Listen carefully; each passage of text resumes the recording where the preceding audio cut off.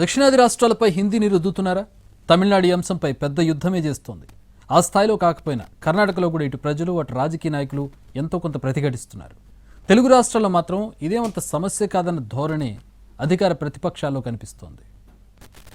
జాతీయ విద్యా విధానం 2020 ప్రకారం స్కూళ్లలో పిల్లలకి ఇకపై 3 భాషలు నేర్పించాలి. మాతృభాష ఇంగ్లీష్ కాకుండా ఇంకో భాష కూడా తప్పనిసరిగా నేర్చుకోవాలి.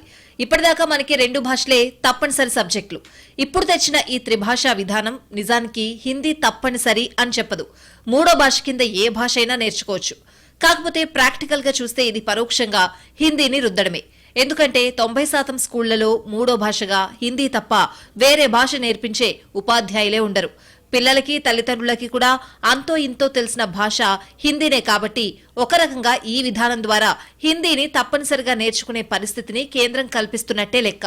అందుకే ఈ కొత్త విద్యా విధానాన్ని తమిళనాడు, కర్ణాటక, కేరళ రాష్ట్రాలు గట్టిగానే వ్యతిరేకిస్తున్నాయి.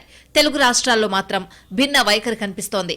హిందీని రుద్దడాన్ని ఒక టీవీ ఛానల్కి ఇచ్చిన ఇంటర్వ్యూలో రేవంత్ కొంత వ్యతిరేకించినప్పటికీ అసెంబ్లీ చర్చల్లో కానీ కేబినెట్ సమావేశాల్లో కానీ ఈ అంశం పెద్దగా ప్రస్తావనకు రాలేదు. అంటే దీన్ని వ్యతిరేకించడంలో ఇక్కడ అధికార పక్షాలకి గాని ప్రతిపక్షాలకు గాని పెద్దగా పట్టింపు లేనట్టే ఉంది.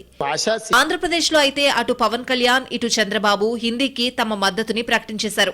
ఒకప్పుడు దక్షిణాదిపై హిందీని రుద్దడాన్ని సహించేది లేదని తేల్చి చెప్పిన పవన్ కళ్యాణ్ మారిన రాజకీయ పరిస్థితులను బట్టి హిందీ మీద కూడా తన అభిప్రాయాన్ని కొంత సర్దుకున్నారు.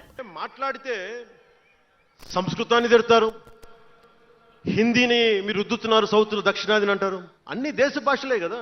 తమిళనాడులో హిందీ రాకూడదు అంటుంటే నాకు అనిపించింది మనసులో ఒకటే, అప్పుడు తమిళ సినిమాలను హిందీలోకి డబ్ చేయకండి.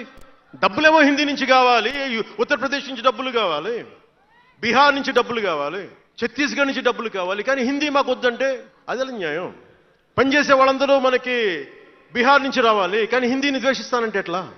చంద్రబాబు నాయుడు కూడా హిందీ నేర్చుకుంటే తప్పేంటని ప్రశ్నిస్తున్నారు. లాంగ్వేజ్ అనేది కమ్యూనికేషన్ మాత్రమే. లాంగ్వేజ్ అనేది ద్వేషించడానికి కాదు. లైవ్లీహుడ్కి ఎన్ని లాంగ్వేజ్ కావాలో నేర్చుకుంటాం, మాతృభాషను మరిచిపోం. లేనిపోని రాజకీయాలు చేయడం కాకుండా ఈరోజు మనందరం ఆలోచించుకొని భాష అనేది ఒక కమ్యూనికేషన్కు ఉపయోగపడేది కాబట్టి ఎన్ని భాషలు నేర్చుకోగలిగితే అంత మంచిది. ఆంధ్రప్రదేశ్లో ప్రతిపక్షమైన వైసీపీకి అసలు ఈ అంశంపై ఒక దృక్పథమే లేనట్టు కనిపిస్తోంది.